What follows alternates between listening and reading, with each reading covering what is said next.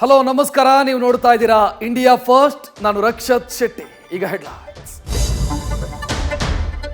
ವಿಧಾನಸಭೆಯಲ್ಲಿ ರಾಜ್ಯ ಸರ್ಕಾರ ಕೇಂದ್ರದ ವಿರುದ್ಧ ನಿರ್ಣಯ ಅಂಗೀಕರಿಸಿದೆ. ಸರ್ಕಾರದ ನಡೆಗೆ ಬಿಜೆಪಿ ಸದನದಲ್ಲಿ ಕದನ ನಡೆಸಿ ವಿಪಕ್ಷ ನಾಯಕ ಆರ್ ಅಶೋಕ್ ರಾಜ್ಯ ಸರ್ಕಾರದ ವಿರುದ್ಧ ಕೌಂಟರ್ ನಿರ್ಣಯ ಮಂಡಿಸಿದ್ದಾರೆ.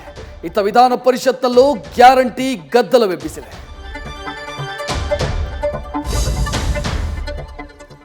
ಹೊಸಪೇಟೆಯಲ್ಲಿ ಅಯೋಧ್ಯೆಯಿಂದ ವಾಪಸ್ಸಾದ ರೈಲಿಗೆ ಬೆಂಕಿ ಹಾಕೋದಾಗಿ ಕಿಡಿಗೇಡಿಗಳು ಹಾಕಿದ ಬೆದರಿಕೆಗೆ ಆಕ್ರೋಶ ಭುಗಿಲೆದ್ದಿದೆ. ಓರ್ವ ಆರೋಪಿ ಲಾಕ್ ಆಗಿದ್ದಾನೆ. ಇದರ ಹಿಂದೆ ಪಿತೂರಿ ಇದೆ ಅಂತ ಪ್ರಕರಣವನ್ನ ಕೇಸರಿ ನಾಯಕರು ಗೋಧ್ರಾ ಕೇಸ್ಗೆ ಹೋಲಿಸಿದ್ದಾರೆ.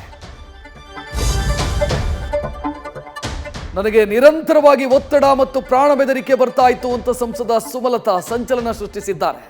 ಮಾತ್ರ ಅಲ್ಲದೆ ಮಂಡ್ಯಕ್ಕಾಗಿ ಪಟ್ಟು ಹಿಡಿದಿರೋ ಸುಮಲತಾ, ನನ್ನ ಹತ್ರ ಹಲವು ಆಯ್ಕೆಗಳಿದಾವೆ ಅಂತ ಟಿಕೆಟ್ ಸಿಗದಿದ್ರೆ ಏಕಾಂಗಿ ಸ್ಪರ್ಧೆಯ ಸುಳಿವನ್ನ ಕೊಟ್ಟಿದ್ದಾರೆ. ಪ್ರೀತಿಸಿ ಮದುವೆಯಾಗ್ತೀನಿ ಅಂತ ಪ್ರೇಯಸಿಗೆ ಕೈಕೊಟ್ಟ ಕಿರಾತಕನೊಬ್ಬ ಆಕೆ ಬೇರೆಯವರನ್ನ ಮದುವೆಯಾದರೂ ಕೂಡ ಆಕೆಯ ಬಾಳಿಗೆ ಕೊಳ್ಳಿ ಇಟ್ಟಿದ್ದಾನೆ. ಮಗಳ ಬಾಳು ಹಾಳು ಮಾಡಿದ ಪಾಪಿಯ ಮನೆಗೆ ತೆರಳಿ ಪೋಷಕರು ಗಲಾಟೆ ಮಾಡಿದ್ದಾರೆ.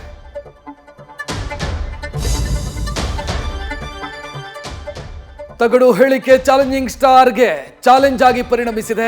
ಮಹಿಳೆಯರು ಕೇಸ್ ದಾಖಲಿಸಿದ ಬೆನ್ನಲ್ಲೇ ಇವತ್ತು ದರ್ಶನ್ ವಿರುದ್ಧ ಮತ್ತೊಂದು ಕೇಸು ದಾಖಲಾಗಿದೆ. ದೇಹ ತೂಕವಿದ್ರೆ ಸಾಲದು, ಮಾತು ತೂಕದ್ದಾಗಿರಬೇಕು ಅಂತ ದಾಸನಿಗೆ ಉಮಾಪತಿ ಟಾಂಗ್ ಕೊಟ್ಟಿದ್ದಾರೆ.